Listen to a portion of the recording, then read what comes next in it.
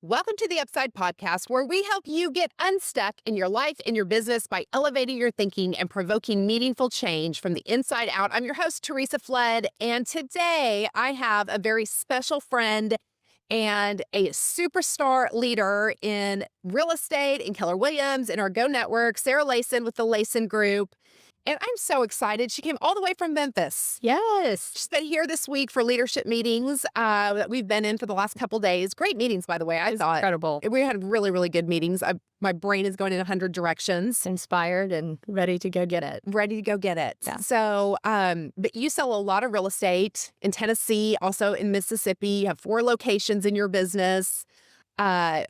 Team, you own multiple businesses. Tell everybody just a little bit about who you are and what you do. I am first and foremost a wife to my incredible husband, Scott, and with 2 beautiful babies. You do have beautiful babies. And this entire venture has given me the opportunity to be able to be with family, which I know we'll talk about a little bit later today. But yeah, just a little bit of background. So I was a leader at the University of Memphis, got involved there, got into higher education, then moved to, when I met my husband, we got married, and I started at Six Flags Inc., where As a party? Yeah.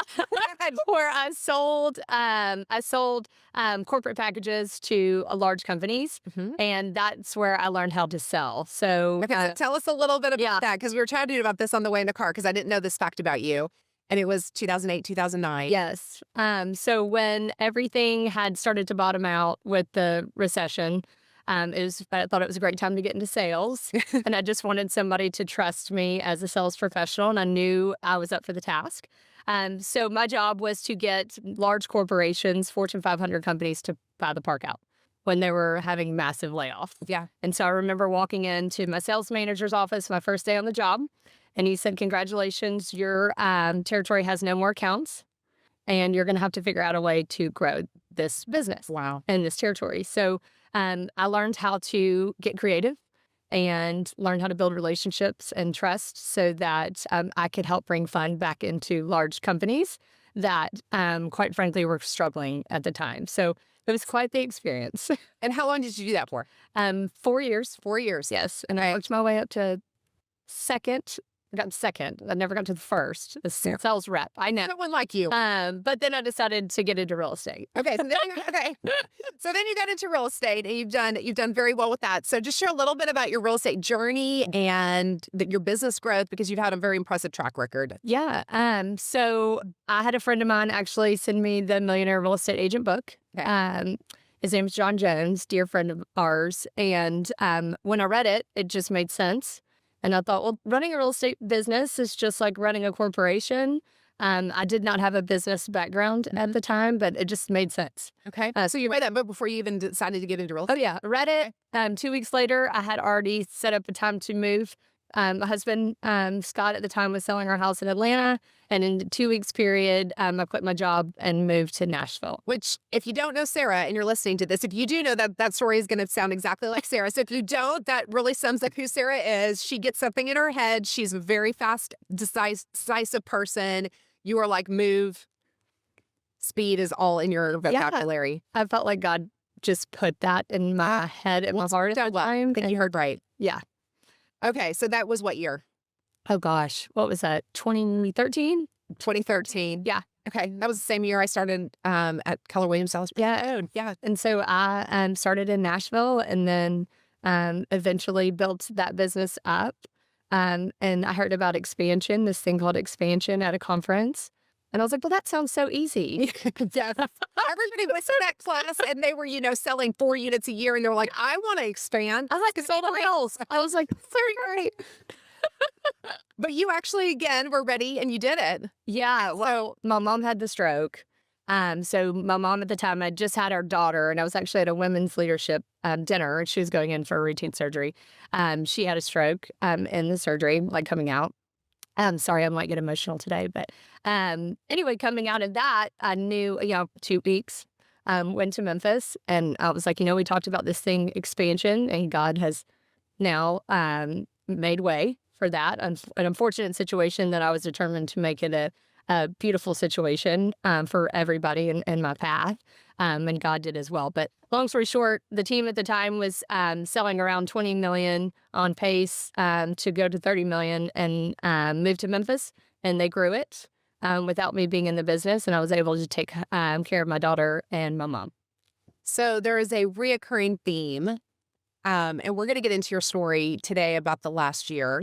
And I asked your permission. I said we had set up this interview because I could interview you, Sarah, about 100 things. I mean, you're a producer. You are one of the most goal-oriented, no excuses person that I know. You are like a dog on a bone. You are a relentless pursuer of your goals. Yeah. I have a lot of respect for you. You're an incredible leader because you really care about people. So we could have gone so many different ways with this conversation. But I know a little bit just from watching you and a little bit of what you shared with me just for the past year. And you've had a lot of hard times personally over the last year. And I said, is this taboo or can we talk about this? And you go, no, this is actually going to be a great way to tell your story and to honor her dad. And we'll talk a little bit about that. But, you know, as we're producing and successful and then life happens. And so what I want to just chat about is when life happens, how do we keep going? How do we juggle between the business and the personal and the healing and all of the different things that happen? So just share a little bit about what happened in your life over the past year, and then we'll just kind of dive into Yeah. So over the past year, so when my mom had the stroke, my dad also had battled diabetes for a long, long time. And I saw him, suffer and go to work. So the man worked at the same company for 52 years and still to his last time that he could walk into the office would still go to work. It's amazing. Because I tell everybody, he was a man of the people.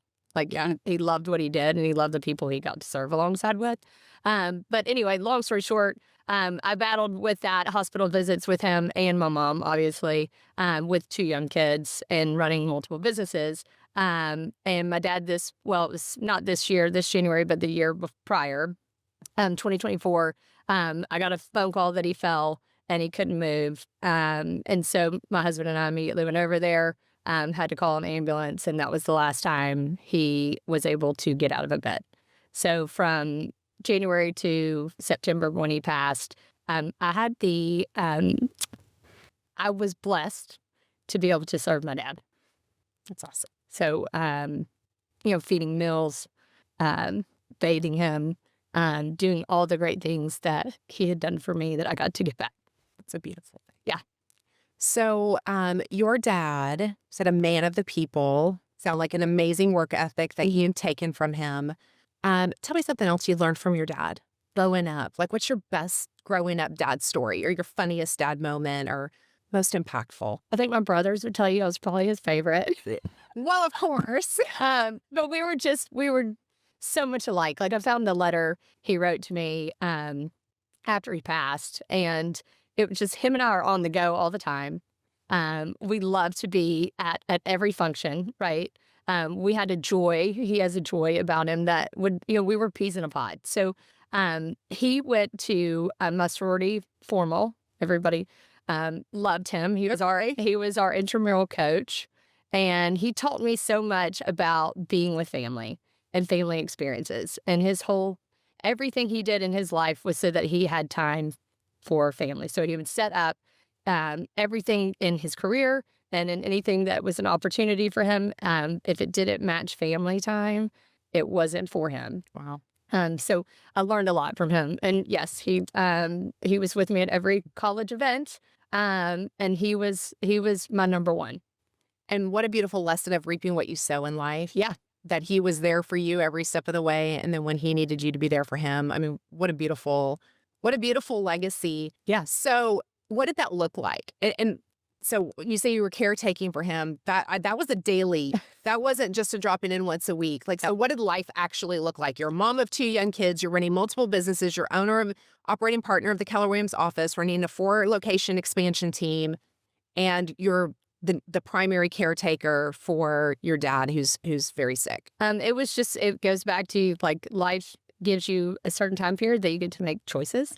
And so immediately the choice was you can fight or flight, right?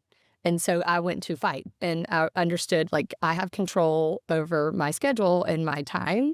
And I got really good at compartmentalizing time blocks because I had to. So I would get up at 4 a.m., would try to get 2 hours of a run in because that was important to me. I actually started reading the Bible last year, which was something I always wanted to do. I just so happened to start in January, which God knew that was part of the plan because my dad hadn't fallen yet. What month did he fall? He fell on the 24th of January. And I started January 1st reading the Bible. So I had Bible time, read more books that year than I'd ever read. And then I would. What was normal for you? So you said that year you were getting up at 4. So how different was that from what you had been doing in 2023? I think a lot of people on the Go Network would tell you at 4 a.m. I was emailing people at 4 a.m. about work because I would always try to get up before the kids. Yes. And I was just like, how much can I do to maximize this time? Sure. And so my priorities were off. Like, it's supposed to be God, family, and business. And as an entrepreneur, we have to fight to keep that in alignment because the world wants to dictate our time. And I had given the wrong priorities in the order. Okay. And so it allowed me to get right in my priorities very quickly. So as soon, I mean, this, I have a lot of calls I have to be on, right? And so I got the permission from everybody in our business world that you're going to see me walking in and out of a hospital on Zoom. You're probably going to see me have to put it on pause while a nurse comes in. Or when he needs something. But I mean, I joke, my dad was there through all the business meeting conversations. He had his 2 cents, and roles to play into that. I love that. And then lead generation. So I highly admire a lot of the leaders at Keller Williams, and we talk about lead generating as sales professionals. And we have to do that in our business. And I understood my only thing that I can control in all the businesses that I was running is 1 hour of calls. Yeah. So how could I have and maximize 1 hour of phone calls even while doctors and nurses are running in and out of the room? And I had my dad there as well. So that was really all I could control. And I just understood very quickly that in order to maximize my time, that was all I could give to business. I think there are very few people that probably would have stayed that disciplined to that, to be honest, because that's a pretty good excuse. Yeah. I mean, it really is. And that's not to say, that's exactly the choice everybody needs to make. But I think so many times in life, we do have real reasons why we can't do something or reasons why we're pulled in another direction. But you had such clarity on the most important thing with your family and also, though, the important parts of your business and the commitments that you had made. So how did you really do that? Because that had to be exhausting. And the mental fortitude of what that really means to do that day in and day out. How did you make yourself do it when you didn't want to do it? Because people depended on me, but I have to look inward in everything that I do. And I had to create that type of structure because the real estate market was in a shift. And I wanted to take everybody's excuses off the table. So I did go inward in that of like, how as a leader can I show up to show everybody else that if I can do it during this incredibly difficult time, 1 hour, and you can't do it in an hour, are you truly committed to the path that God set out before you? Or are you going to let other things get in that way? And I'm just saying 1 hour, right? Yeah. It's not 8 hours. Right. And so I knew I had to show up for myself first, and then my dad, and then quite frankly, everybody that we're in business with. And it was really easy for me to make that choice because I'm an entrepreneur, I'm an independent contractor, and my family needs me for that, and the teams and everything. The business failing while this happened wasn't an option. No. Letting your team down and them having no opportunity wasn't an option. I think seasons of your business matter. It wasn't a ramp up season. I kept saying, hold the line. Yeah. Well, I don't love the numbers from last year. I realized that God allowed me to be in a position to set up our businesses accordingly so that if I needed to, quote unquote, I wouldn't say coast, but only get in an hour, I could still thrive, in 1 or 2 or 3 years from now, right? Yeah. I just didn't fold in the towel and give up because quite frankly, you can't do that in life. And my dad wouldn't have wanted that. Yeah. Well, you mentioned too that you had started reading the Bible at the beginning of January, and then your dad's fall happened at the end of January, and you said that prepared you, right? But your business was you'd already paid your dues in your business to where you could have what you called a coast year, which I don't know that you were really coasting, Sarah, but right, you had paid a lot of dues, and I think we underestimate the importance of the hard work in the good seasons, that we're really planting seeds so that when hard times come, we have the storehouse to be able to make a decision like that.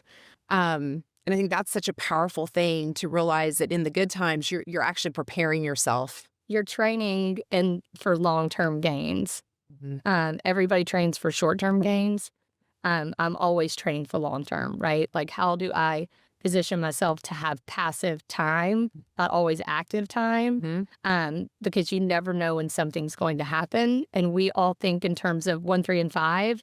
I need to think in terms of when I'm 50 or 60 and what those plans are, or who can I help serve when, and do I have the time to allocate?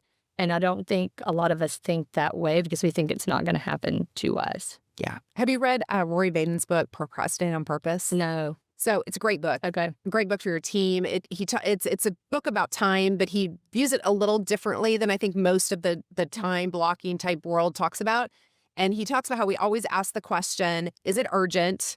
And is it significant? And that's the common way that we think about how to make choices around our time. But the problem with that is we're not actually multiplying our time. We're just taking time from one thing and taking it to the other. And he said that the question that we miss the most is this going to be significant later? Yes. Is not just is it significant now, but are we doing the things that are going to matter in 1 year, that are going to matter in 5 years, that are going to matter in 10 years?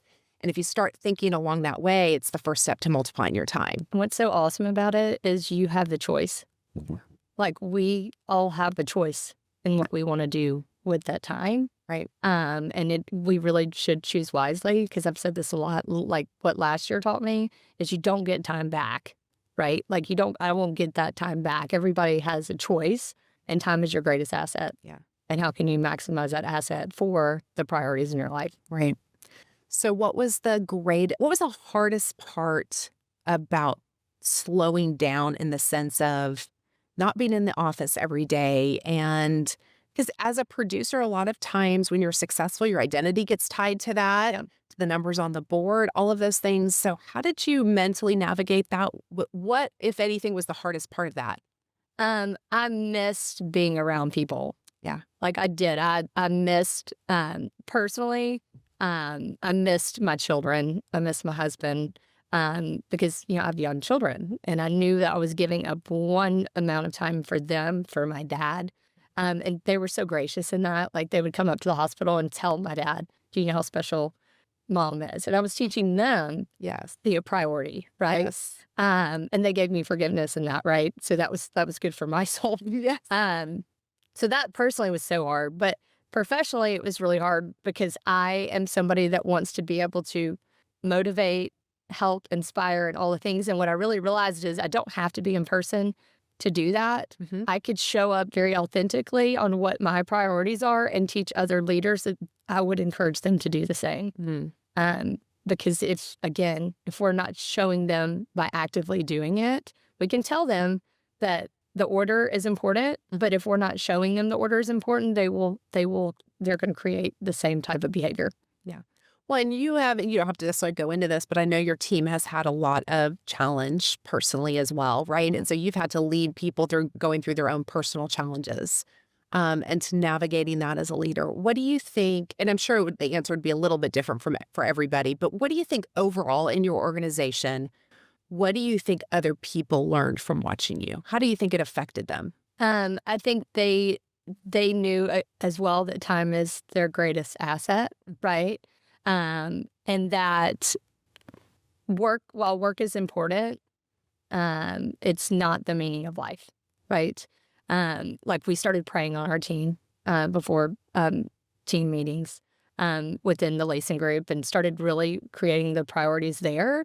And I think they all realized really quickly that, hey, we all have a purpose. We all have things that are priorities to us. And I do think that impacted them. And I think some people decided during that time to opt out. Yeah. Which was also okay. Yes. Because they were deciding that maybe real estate wasn't what they wanted to do.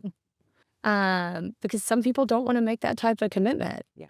And that's okay. And it's 100% okay. That's okay. And that gave me a lot of peace to know, like, I always think that for me as a leader or a visionary, I want to create opportunities for people, but quite frankly, I just want them to find out what they're truly passionate about. There's a difference between a career and a vocation. Definitely. And I see it as my job to help them realize what that is. And see that and you can tell that a lot by what somebody's willing to do, hard things for, what they're willing to commit to, right? And sometimes if we're not, it doesn't always mean lazy. No, not at all. It can be just we're focused in the wrong direction. They don't love it, right? And if you don't truly love what you're doing and you're going through that type of hardship, it's really easy to throw in the towel. So has it changed your definition of success? I think I looked at when I got into real estate, not gonna lie, I was about the money, right? Make it till you make it. Yeah. I have to make some money. What you do, or Well, I had charity someplace else. we had, like, my goal was betting on myself, and we pulled out on the 401k for me to get in. And so I knew, like, I had to make it work. Yeah. Right? Because I had to pay that back. But all that to say is success has looked different for me in terms of time allocation and where I'm going in the future. In order for me, I've learned how to gain mastery over time. And I know that that's what success is all about. Yeah. It's not about money, but if I really want to create the level of impact that I desire to make in the world, I have to allocate and reallocate time accordingly. So what is it? How are you different? Now you say you're back. You say you're back in the office, and everybody kind of in your organization is like, "Oh my goodness, Sarah's back full force," right? How are you different? How are you showing up different? Do you feel different? Totally feel different. I wouldn't say I'm 100% back. Yeah. Like after, because I'm still in the heavy grief season. Yes. So I'm still kind of redefining that. But in terms of like being back in the flesh, I'm there. But what's different is I'm still holding true to God, family, business, and I'm protecting that like that is my thing, right? I have to protect that, and I am starting to work on self. Like I know I've had a lot of people give me incredible opportunities and offer me incredible opportunities, and I'm having to turn down those opportunities because I have to protect my grief journey, which I would say I would not typically protect me. In the past, I'm a yes girl. I want to help everybody. So every opportunity I was raising my hand, and now I'm not. I'm not saying that will happen in the future, but I'm also very understanding now of time, and what I can truly commit to while keeping that my alignment and my priorities for her. Well, you are a very fast person. Yeah. You want everything done fast. You know, if you talk fast, you operate fast, you think fast, you decide fast, and grief is just not fast. No. And it's going to go on its own time frame and its own journey, and figuring that out, navigating them. And I've really stayed true to that. Like I have really worked hard on grieving, and going through the process of that. I think a lot of people were worried about me because of how fast I am on everything. But I have said, like, today is a day that I'm just going to go sit and be. Today I'm going to go run a lot of miles to go be with God and my dad and think things through. I mean, I was at work the other day, and as morbid as it sounds, drove out of the hospital and sat in the parking lot to grieve. Yeah. And I don't think a lot of us give her enough time to that. So it definitely, grief changes you as a person. Yeah. But if you don't look inward and deal with it and really sit in it, it's going to it'll whitewash at some point. Mm-hmm. Well, and as a person who's very strong, and you are an emotional person. You're passionate. You are a very emotional person. But that's a different type of emotion, and there's a patience to it of just letting God do that and understanding the season you're in. Actually, I don't know when this is going to fall in the line. I just recorded a UPside episode on seasons. Yeah. And one of the things when we were chatting at lunch, she talked about there was a lot of gifts along the way. Share a few gifts in this season. I'm sure you would say one of the hardest seasons of your life. Oh, yeah. If not the hardest, but very hard season. What were some of the gifts along the way? My beautiful things. So I think spiritually it transformed me, right? I think for my kids, it showed them the art of true love. Like true love is serving, somebody in an extremely hard circumstance. And fortunately, gave me time with my dad. He couldn't. We both moved very fast. Even always moved very quick. But he couldn't. I mean, because he was stuck in a vet head. So he wasn't going anywhere. I certainly wasn't going to go anywhere because I wanted to make sure I was there for everything that he needed. And we just got to talk. I mean, we started the grief process really it started in May. But talking, he loved Mama. They were married for 50 plus years. And I got to hear his wishes for her and taking care of her and his wishes for me. And him tell me how proud he was. Like all these things that I get to now cherish and keep. And if I hadn't just stopped, I would have had a lot of questions, as we all would. Sure. And if that time was grieving time and time for us to just think about how blessed we were, even in such hard time. So no, I mean, it gave me so much clarity on living. Like I say this, we lost a dear friend, an agent of ours, to COVID, who was an incredible leader in his wedding. And after she passed, I said, why do we say leave a legacy? Like, why are we trying to leave something and not live something? If, like, we truly want to be inspired by those incredible people that have impacted and moved us, like, the goal is to live it. And my dad was able to share, like, from him to me, how to live the way that he did. And I got to hear that at his funeral service. I mean, so many incredible people from all walks of life. He's a welder, right? Like, so, I mean, and I said man of the people. He impacted top executives to people that worked in the shop. And I want to live that. Like, I want to sit with everybody and truly serve. So when my mom's dad passed away, Papa, I remember every time she got to see him before he passed. It wasn't a long journey like with you, but she got to say goodbye. And she told me after the fact, she said, my dad taught me how to live, and then he taught me how to die. Yes, I'll never forget her telling me that. And I thought it was such a beautiful thing. So we oftentimes think of death as scary and as something to be feared. You have eternal peace. That's a very different conversation. But just that process of going from this life to the next and watching your dad navigate that with such grace and the gifts that he gave you in that process. That's a really beautiful thing. Death wants you to think it's a horrible thing.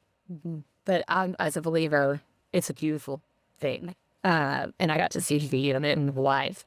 Not going to focus on what death wanted him to focus on. Right. But I was focusing on life and the beauty of life after life. Yes. So yeah, it was an incredible journey that I'm so thankful I made the righteous.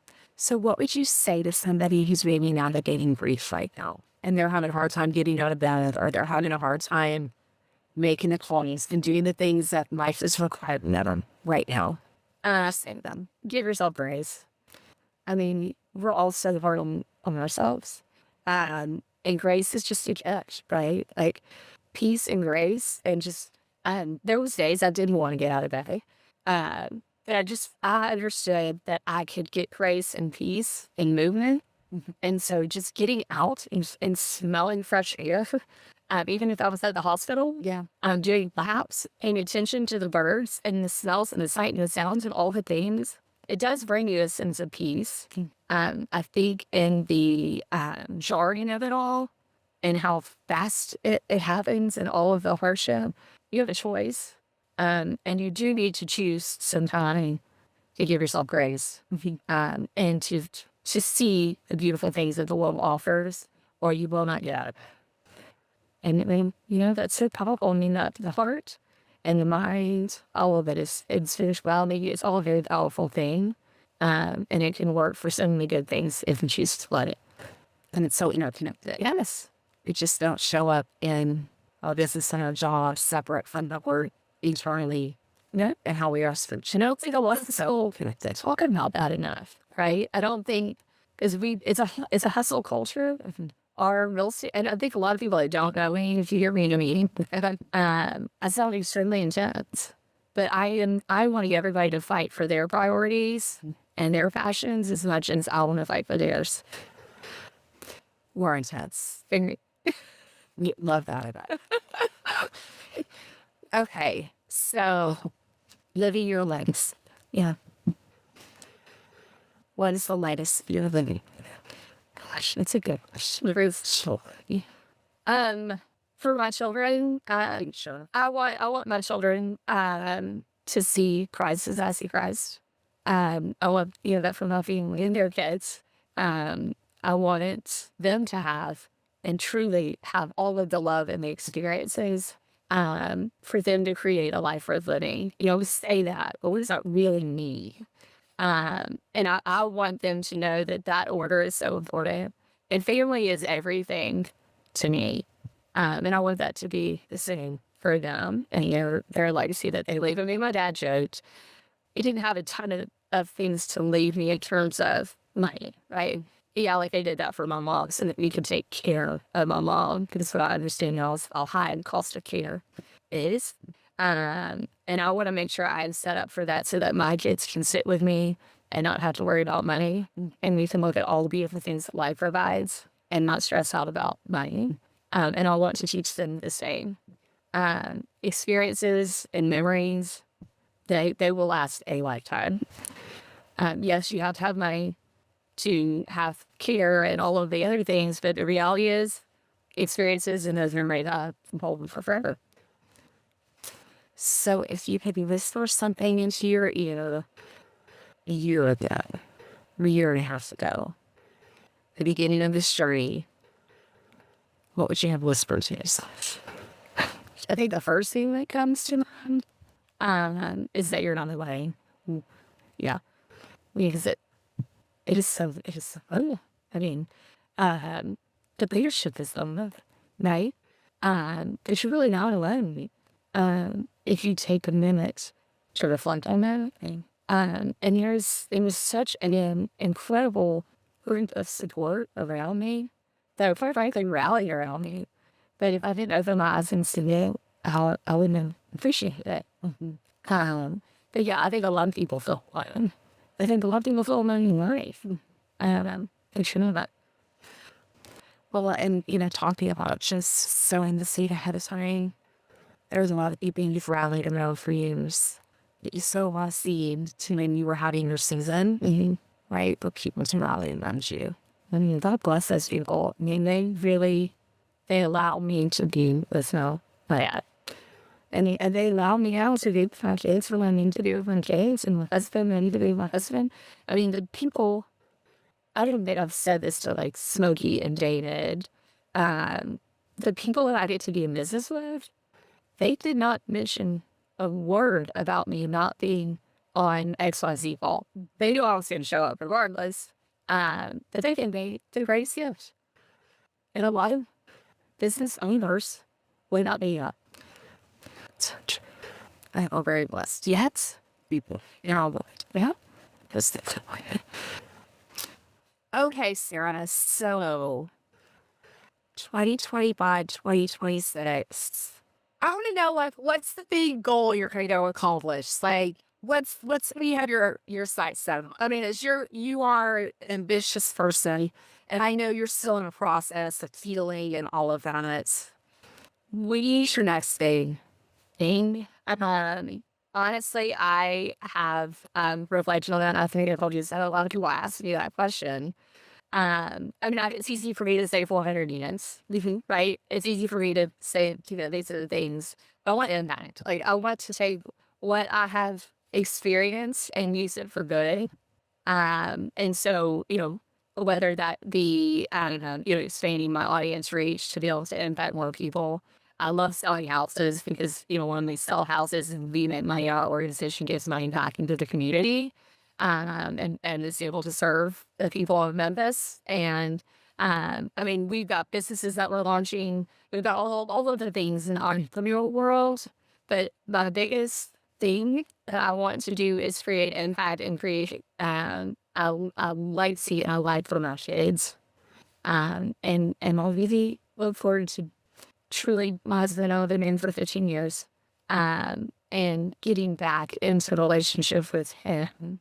Is we have had an incredible marriage. And I just want to be able to pour into my family. It's easy for me. All Sarah would have said crush it. We're going to do 1,000 units. And I'm not saying that's a bad thing. Sure. But a new post-trauma serum understands that the greatest memories and experiences are made with the love of so yeah. So yes, I love fun things on the horizon, but it's not going to get me away from keeping this positive in the business alignment. Well, you wrote it out. Already had an impact. You're going to have a ton of impact. I'm just going to put this because this is before we went out to the world. I'm pretty sure there's a book in you. I don't know if you thought about that before, but I'm pretty sure there's a book in you. It's going to write one day, and it's going to change our lives and heal a lot of people. You know, love nothing more, and God is for that day. Yeah. Well, you're willing. That's absolutely what's going to happen. And I don't know how you got through this entire interview with tears in your eyes and not a single one slipped down your face. So if you are listening to this and not watching, I'm going to tell you this was the most masterful control of beautiful emotion. Very well done. Thank you. Very complimentary. I am so impressed with that. But thank you for just sharing from your heart and sharing honest and vulnerable, and not what we normally are going to hear on a panel or in a class or at an event. This is the real stuff. This is what life is really about. Let's say yes. So thank you for letting me tell that story. It's beautiful. Thank you. Thank you for being a leader to our organization and industry and city personalities. All right. Well, that is another episode of the Upside podcast. When you invest in your life and your business every single day, you achieve great returns. So thank you for tuning in.